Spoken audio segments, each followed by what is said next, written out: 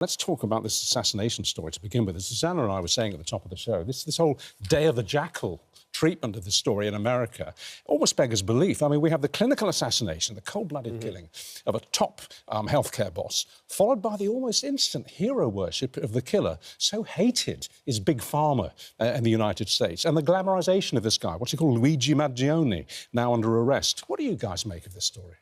Well, I understand why people hate Big Pharma in the US. So it does look a cold-blooded murder, and you should not be lionised in any way if you shot somebody in the back with a gun.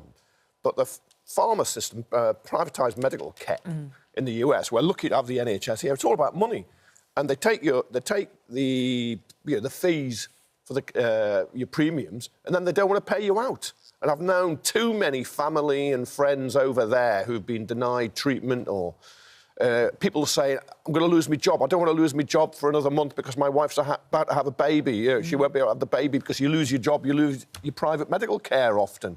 It's a horrific system. So people have really legitimate grievances and gripes about it, but that doesn't mean that you then say somebody who murders somebody, it looks like murder, is a hero. It's a vicious killer. A vicious suspected killer, we should obviously say at this stage. I mean, what you say is very interesting, because the cartridge cases that were found on the pavement after this guy was shot 3 times had the words delay, deny, and defend engraved on them. Now, that echoes... Sorry, delay, depose and defend, which echoes the Big Pharma accusation that they're... I think you mean private health insurance rather than Big Pharma. All right, private health insurance, OK. Rather than the pharma, that's about the drug... Rather than the drug companies. Delay, deny, defend. So clearly there's a hint, very strong hint as to motive there. Yeah, he or somebody he knows or loves was rejected private health care, whatever. You shouldn't forget, he is apparently a brutal killer. It's extraordinary. But isn't it extraordinary that in the wake of the killing... I mean, I was just looking at the Mail Online version of your newspaper, Andrew, and there are almost 8,000 comments on the story. Now, normally, my rule about news is don't look at the comments. But in this case, so many of the comments are... You know, I was denied health insurance, or my mother was denied health insurance. What this has unleashed is, we have to say, a huge amount, firstly, sympathy for Brian Thompson and his family, but it's almost overshadowed by this outpouring of, I feel there is an injustice, people saying, in the private healthcare system, which kind of is at risk of lionising and making a hero of the person who is... But we quite rightly have huge sympathy for the family of the dead man, but then there are lots of other dead people or people suffering in pain because the insurance companies are refusing their claims and often hiding behind T&Cs that are rather contorted because they're there to collect money in and not pay it out. And hospitals, you go into a hospital, they want to see your insurance documents or your credit card immediately. People can't get cancer drugs. They die of cancer because they cannot get the drugs. So there are all these other people dying we don't see. It's this guy's shot. On it, hasn't all these others are dying because that company will not give them access to medical care. And it's those people who are now rising up. And we were saying in the break, weren't we? It's very interesting. I wonder how the jury will be sworn in if this case eventually comes to trial, because there will be, obviously, a lot of potential jurors who've had their own issues exactly. with healthcare. But if you work for a private health company now in America, you're going to be rather terrified. You're going to be targeted. Well, there were reports that healthcare companies were taking down the profiles online of their senior bosses because they're worried frightened about other people Who's next? being targeted. But the senior bosses make the decisions. The people in the call centres are reading cards and scripts. And there is a difference. Talk to us about the fallout. This is day 2 of us discussing the fallout of the chaos in Syria.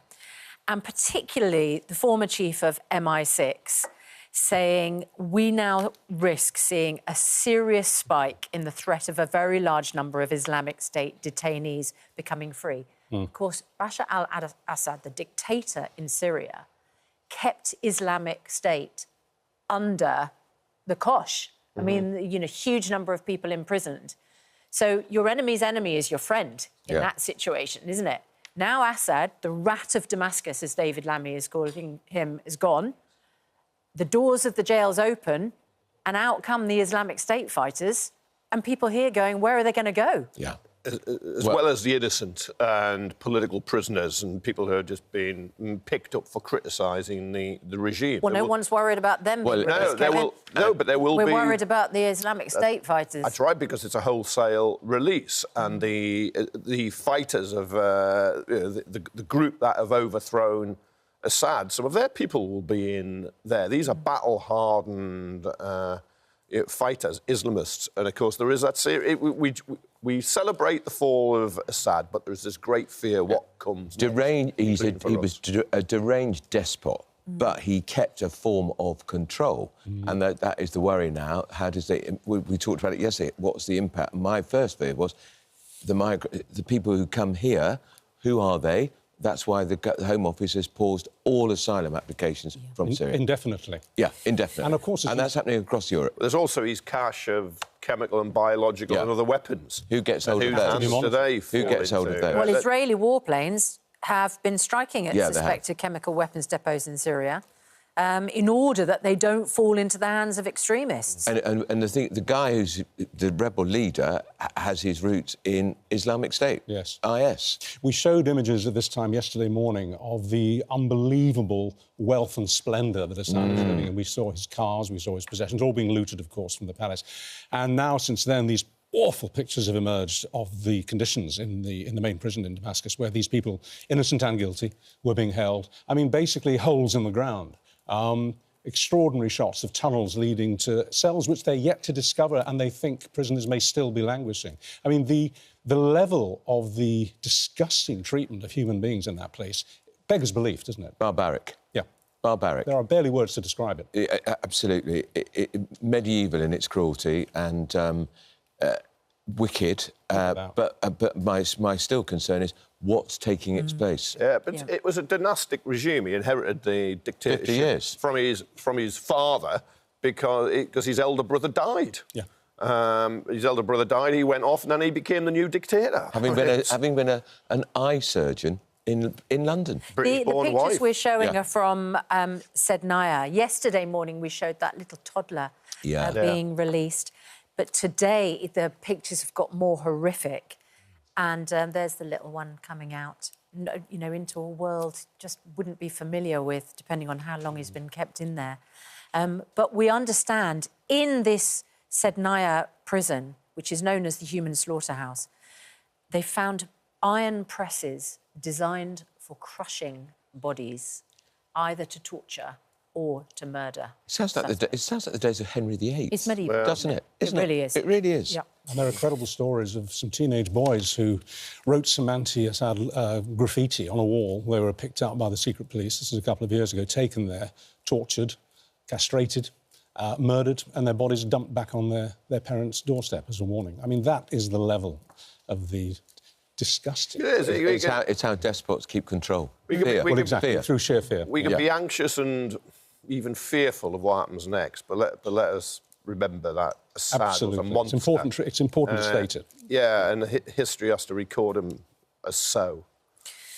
Right, let's turn our attention to domestic news. And this is an absolutely remarkable story, that people convicted of crimes are being allowed to complete their community sentences from home. I didn't know that there is now a situation where we are not making people do community service somewhere where you feel like it would, you know, benefit the community. Maybe. But instead, they can work from home. So this is according to The Telegraph. Ministry of Justice figures obtained through Freedom of Information requests show that offenders ordered by the courts to complete community payback carried out more than 500,000 hours of online courses last year, which accounted for up to 12% of all completed community sentences issued to criminals convicted of crimes, including, and your heart sinks, theft, assault, shoplifting, and property damage. And how do we know what they're doing at home? Who monitors that then? It's a complete flipping also, joke. Also, how do we know they're doing it? And we don't. Just got their, we don't. But that's, you know, someone to do it, tick the button. Well, they're probably not doing anything. If my sums are right, that's about 1/8 of your community sentence, or the overall community sentence. If your community sentence is you scrub off graffiti, you clear litter, no, and you do that, but then you community sentence might also include you have to do some form of looking at why shoplifting is bad, why breaking into somebody's house is bad. Instead of doing it in a classroom, it is possibly do that online. So I thought, right, that sounds crazy. But if you... There may be a more logical explanation for it. Ever the voice of reason, Kevin. Well, I'm trying to... As I talked about it, I could see your mind thinking, how can I possibly justify and defend this? No, it's not justify. Because it's ridiculous. It's not justify, it's understand. It's not. What is going... I might be entirely wrong. Well, you normally are, Kevin. And you are on this. Well, let's see what Kevin makes of this. All right. Civil servants, according to the Times, could sue if they're not invited to the office Christmas party. These are not convicted criminals, by These are not convicted... civil servants... The world's going mad. No, the world's going mad. Something to say about that. The Public and Commercial Services Union, which is the largest civil service union, according to the Times, has told its members if they're not invited to this year's festive do, they could have an employment tribunal claim for discrimination. Look, right, Kevin. No. If an individual is picked out and you're not coming because of whatever reason, then you might have the basis of a claim. But and I've seen this in the private sector too. You need to show other. No. You need to show other discrimination against you. Yes. That's what you do. Again, I'm just trying to understand what it is, because you just sit there like an old guy. Yeah, because the world's gone mad. Because it's gone mad. It's mad. OK, Andrew. You're like somebody who's stuck on the toilet and can't get a goal. If I don't get invited to the office Christmas party, I couldn't care less, and I won't sue. I won't sue. You'd rather not be invited to the office Christmas party. Particularly if someone like him's going to be there. If he's invited, nobody else will go. Exactly. Look, Andrew, if you describe the story just by its headline, you can understand why you might think the world's gone mad. Yeah. But... It has gone mad, Susanna. OK. But what if it's an entirely male environment, apart from one woman working there, and the lads all go, well, we won't invite her because she'll just feel left out, and that would be gender discrimination? Or, a group of people go, we don't like the fact that she's gay, so we're not going to invite her. I mean, these are the reasons that the union said you could sue for discrimination. Get over it. But you don't. It's only a Christmas party. It's just exactly, who cares? Who cares? Who wants to go to a miserable Christmas party anyway? Nobody wants to be picked on or bullied because of their gender, their religion, their race or their sexuality. Let's have parties where you specifically exclude groups of workers. You must be used to that, Kevin. You must be used to it. I think Kevin's got a case against you for doing an impersonation of him in the toilet. I really think there's a case there. What? Look, where did that come from? Him, he just said. He said something rather vulgar. It's every morning. Kevin, what are you doing? Kevin, what are you doing in the toilet? We do not need shared on this programme. Come on, it's we Christmas. Do not need it. Come on. All right. More seriously, a story that we'll be coming to a bit later in the programme. We've covered it a lot on this show in the last couple of months.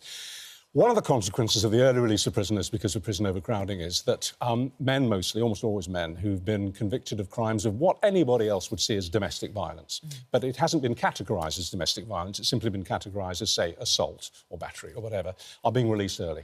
And they shouldn't be, because if you've committed a crime of domestic violence, you are not covered by this early release scheme. A panel of peers yesterday raised this, and they said this is clearly an unintended consequence of the rush to unpack our overpacked prisons.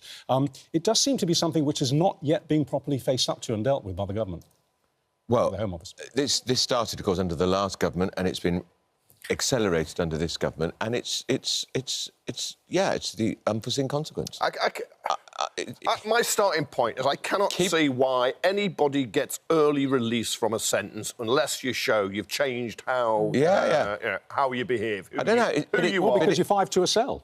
Yeah. And number 6 is coming. So somebody's got to give. We probably have too many short-term people in prison, and people who have mental health, alcohol, drug addictions might be better ways to treat them.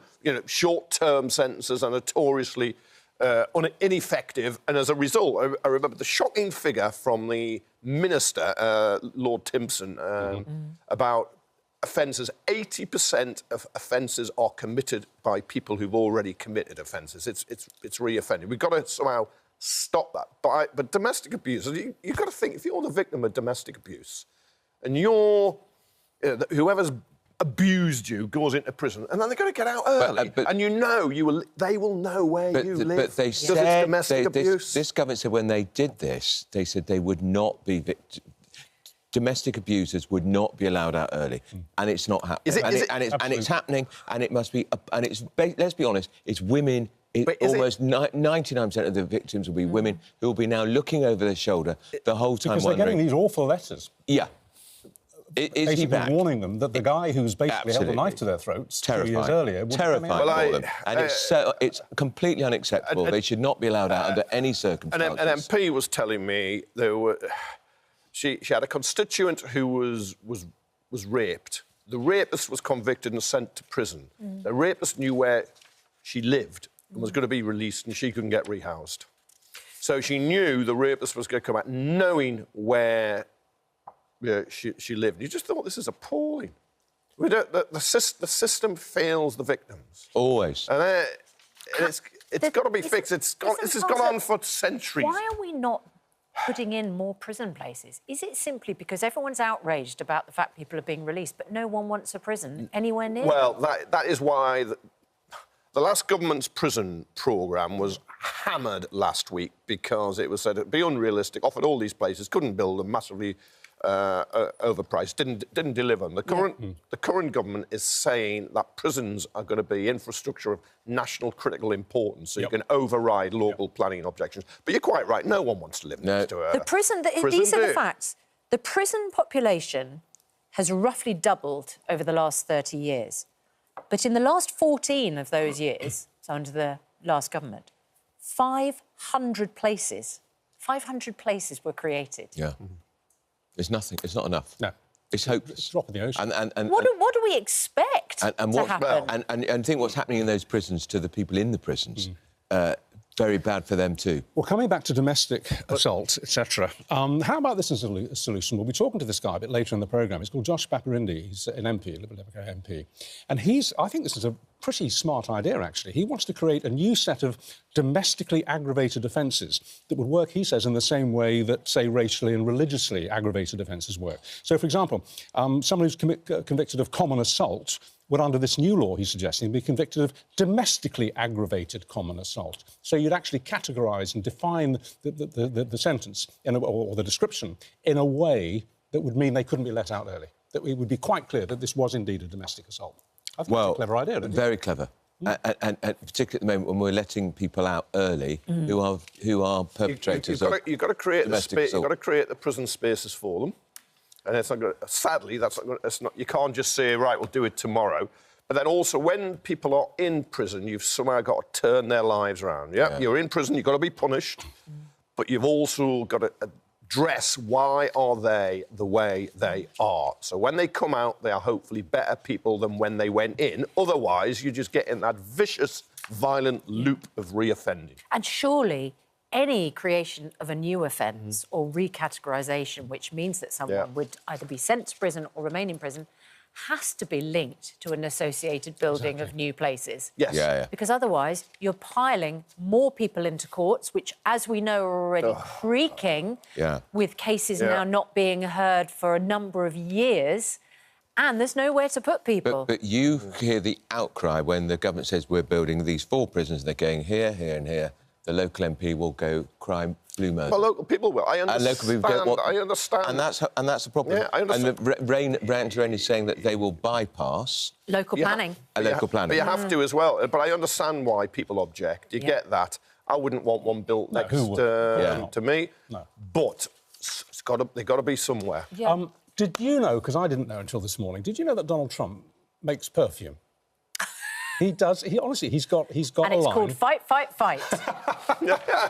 Because he's got. Look at it. He's capitalising on a photograph that catches him with Joe Biden's wife, the First Lady, with that wonderful caption to basically, while he's preparing to go into the Oval Office and become the most powerful leader in the Western world, he's flogging his perfume. It's amazing. Well, that's what it's all about, isn't it? Real estate, perfume, is Truth Social Network. He's a money-maker. What do you think it machine. smells like? Pardon? What does it smell like? Sweat, fear, hate, bigotry. You can't imagine wanting to wear a he's going Donald to Trump hope perfume. it smells like power and very courage, masculine, very masculine, you know, resilience. Yeah, happy birthday. Elon Musk, so it's going to be masculine. That should have been the office present. It should have got you That's Trump right. perfume. Yeah. Can we go online, do you think? And can we get some Trump perfume? I think we need to know what it smells like, actually. Sweaty socks. I mean, what do you think? I mean, it's Trump, isn't it? I mean, what's a sex abuser smell of, you know? I mean, come on, we know what he is. With his orange face. He's the president-elect of the United States. Kevin, get used to it. Sadly. Yeah. No, I'm used to it. I'm used to it, but I'm not going to give him a free pass. Well, he was very impressed by whatever Prince William was wearing because he said he gushed after their meeting in Paris over the weekend, said he had a great talk. He's a good-looking guy, he said. He looked really very handsome last night. Some people look better in person. He looked great. He looked really nice, and I told him that. He just goes where no other president-elect has ever gone. Look. And apparently you can get a beard transplant, and there has been a surge in demand for beard transplants... Because of William. Because of Prince William. Although on this programme we know it's because of Richard Madeley. Yeah. Did you donate your beard yesterday? It went down the plug, old darling. It went straight down the plug. All gone. I think I was a big... I didn't like William's beard. It's... If you pardon the phrase, it's grown on me, his beard, actually. He looked pretty good in his uniform the other day. So whatever aftershave Prince William wear... Oh, hello. Then it's impressing Trump and you. Yesterday you were saying he had a shave. But it didn't suit Richard. No, he means William's beard. Yeah, Richard's beard didn't grow on Andrew. No, it didn't grow on the viewers either. A number of people said to me yesterday they hadn't noticed it. Well, it wasn't exactly... It was only a 10-day growth, you know. I mean, it was strangled at birth, basically. I mean, we were a bit late to get that Santa job. Did Judy notice that you'd shaved it off, having not noticed it was on in the first place? No, we had lunch out yesterday, and a very nice lady came up and she was talking about it and said, and I voted you should keep it. And Judy said, what are they talking about? What's she talking about? No, she didn't notice. Right. She never noticed. Says a lot about your marriage. That's a long marriage for you. That's a long marriage. You can tell we're in the run-up to Christmas, can't you, that... yes, Richard's beard. Yeah. Dominating again. Dominated the headlines. Yeah, he's lost that Santa job. But we will see you before the end of the programme, and we will discuss all the important issues.